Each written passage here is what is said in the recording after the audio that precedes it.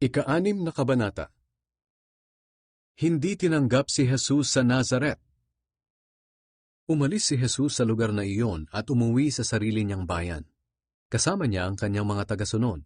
Pagdating ng araw ng pamamahinga, pumunta siya sa sambahan ng mga Hudyo at nagturo roon. Nagtaka ang maraming taong nakikinig sa kanya. Sinabi nila, "Saan kaya niya nakuha ang karunungang iyan? At ano ang karunungang ito na ibinigay sa kanya? Paano siya nakagagawa ng mga himala? Hindi ba't siya ang karpinterong anak ni Maria at kapatid ni Santiago, Jose, Judas at Simon? Hindi ba't ang mga kapatid niyang babae ay dito rin nakatira sa atin?" At hindi siya pinaniwalaan. Sinabi ni Jesus sa kanila, "Ang isang propeta ay ginagalang kahit saan, maliban sa kanyang sariling bayan, at mga kamag-anak at mga kasambahay. Yan ang dahilan kung bakit hindi siya nakagawa ng mga himala roon, maliban sa ilang may sakit na pinatungan niya ng kamay at pinagaling." Nagtaka siya sa kawalan nila ng pananampalataya sa kanya. Sinugo ni Jesus ang 12 apostol. Nilibot ni Jesus sa mga kanayunan at nangaral sa mga tao. Tinawag niya ang 12 apostol at sinugo sila ng dala-dalawa. Binigyan niya sila ng kapangyarihang magpalayas ng masasamang espiritu. At ibinilin niya sa kanila, "Huwag kayong magdala ng anuman sa inyong paglalakbay kahit pagkain, pera o bag, maliban sa isang tungkod. Pwede kayong magsuot ng sandalyas, pero huwag kayong magdala ng bihisan. Kapag pinatuloy kayo sa isang bahay, doon na lang kayo manatili hanggang sa pag-alis ninyo sa lugar na iyon. Kung ayaw kayong tanggapin o pakinggan ng mga tao sa isang lugar, umalis kayo roon at ipagpag ninyo ang alikabok sa inyong mga paa bilang babala laban sa kanila." Kaya umalis ang 12 at nangaral sa mga tao na dapat nilang pagsisihan ang kanilang mga kasalanan. Pinalayas nila ang maraming masamang espiritu at maraming may sakit ang pinahiran nila ng langis at pinagaling. Ang pagkamatay ni Juan na tagapagbautismo. Nabalitaan ni Haring Herodes ang tungkol kay Jesus dahil kilalang-kilala na siya kahit saan. May mga nagsasabi, siya ay si Juan na tagapagbautismo na muling nabuhay, kaya nakagagawa siya ng mga himala.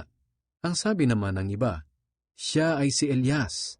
At may mga nagsasabi rin na siya ay isang propeta, na tulad ng mga propeta noong unang panahon. Pero nang mabalitaan ni Herodes ang mga sinabing iyon ng mga tao, sinabi niyang, "Muling nabuhay si Juan na pinapugutan ko ng ulo." Ipinahuli noon ni Herodes si Juan at ipinabilanggo, dahil tinutuligsa ni Juan ang relasyon niya kay Herodias. Si Herodias ay asawa ng kapatid ni Herodes na si Felipe, pero kinuha siya ni Herodes bilang asawa.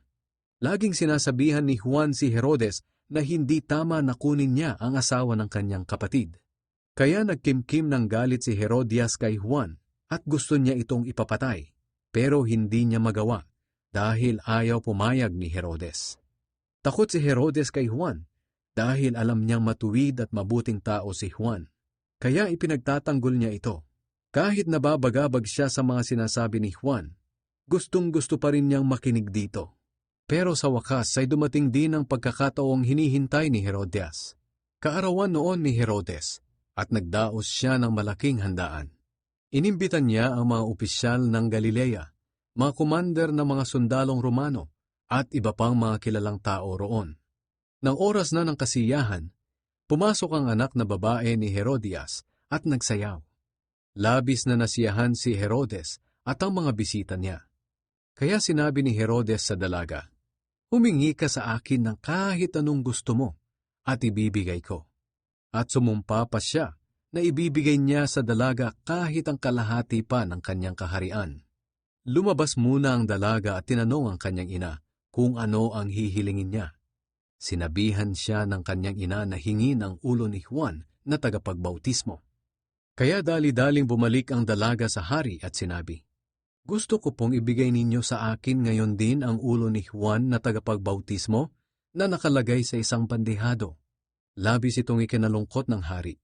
Pero dahil nangako siya sa harap ng mga bisita niya, hindi siya makatanggi sa dalaga.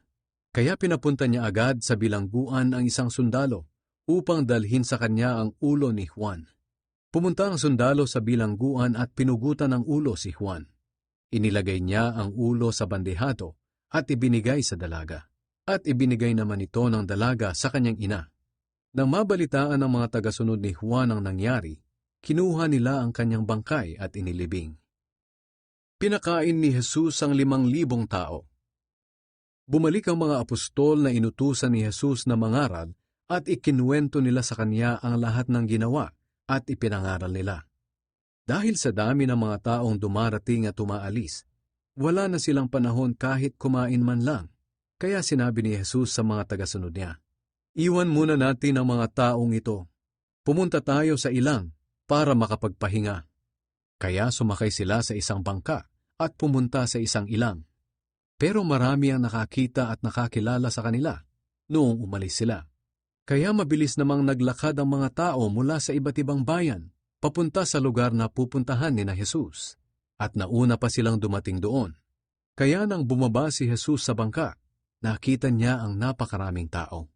Naawa siya sa kanila dahil para silang mga tupa na walang pastol. Kaya tinuruan niya sila ng maraming bagay. Nang dapit hapon na, lumapit kay Jesus ang mga tagasunod niya at sinabi, "Nasa ilang po tayo at malapit ng gumabi. Paalisin niyo na po ang mga tao nang makapunta sila sa mga karatig nayon at bukid para makabili ng pagkain." Pero sinabi ni Jesus sa kanila, "Kayo ang magpakain sa kanila." Sumagot sila, "Aabutin po ng 8 buwang sahod ang gagastusin para sa kanila. Bibili po ba kami ng ganoong halaga ng tinapay para ipakain sa kanila?" Tinanong sila ni Jesus, "Ilan ba ang dala ninyong tinapay?" "Sige, tingnan nga ninyo." Tiningnan nga nila at sinabi kay Jesus, "Mayroon po tayong 5 tinapay at 2 isda." Pagkatapos, inutusan ni Jesus ang kanyang mga alagad na paupuin ng grupo-grupo ang mga tao sa damuhan. Kaya umupo nga sila ng grupo-grupo, tig-100 at tig-50 bawat grupo. Kinuha ni Jesus ang 5 tinapay at 2 isda. Tumingala siya sa langit at nagpasalamat sa Diyos. Pagkatapos, hinati-hati niya ang tinapay at ibinigay sa mga tagasunod niya para ipamigay sa mga tao. Ganoon din ang ginawa niya sa isda. Kumain silang lahat at nabusog. Pagkatapos, tinipon nila ang natirang tinapay at isda at nakapuno sila ng 12 basket. Ang bilang ng mga lalaking kumain ay 5,000. Lumakad si Jesus sa ibabaw ng tubig. Pagkatapos, pinasakay agad ni Jesus sa bangka ang mga tagasunod niya at pinauna sa bayan ng Betsaida sa kabila ng lawa, habang pinapauwi niya ang mga tao. Nang makaalis na ang mga tao, umakyat siya sa isang bundok upang manalangin. Nang gumabi na, nasa laot na ang bangka at siya na lang ang naiwan. Nakita niyang hirap sa pagsagwa ng mga tagasunod niya dahil salungat sila sa hangin. Nang madaling araw na, sumunod sa kanila si Jesus na naglalakad sa ibabaw ng tubig. Lalampasan na lang sana niya sila, pero nakita siya ng mga tagasunod niya na lumalakad sa ibabaw ng tubig. Natakot sila at nagsigawan dahil akala nila ay multo siya. Pero nagsalita agad si Jesus, "Ako ito, huwag kayong matakot. Lakasan ninyo ang inyong loob." Sumakay siya sa bangka at biglang tumigil ang malakas na hangin. Namangha sila ng husto dahil hindi pa rin sila nakakaunawa kahit nakita na nila ang himalang ginawa ni Jesus sa tinapay. Ayaw nilang maniwala dahil matigas ang puso nila. Pinagaling ni Jesus ang mga may sakit sa Genesaret. Nang makatawid na sila sa lawa, dumating sila sa Genesaret at doon nila idinaong ang bangka. Pagbaba nila, nakilala agad si Jesus ng mga tao roon. Kaya nagmamadaling pumunta ang mga tao sa mga karatig lugar. Inilagay sa mga higaan ng mga may sakit at dinala kay Jesus saan man nila mabalitaang naroon siya. Kahit saan siya pumunta, sa nayon, sa bayan o sa kabukiran, dinadala ng mga tao ang mga may sakit sa kanila sa mga lugar na pinagtitipunan ng mga tao. Nagmamakaawa sila kay Jesus na kung maaari ay pahipuin niya ang mga may sakit kahit man lang sa laylayan ng kanyang damit. At ang lahat ng nakahipo ay gumaling.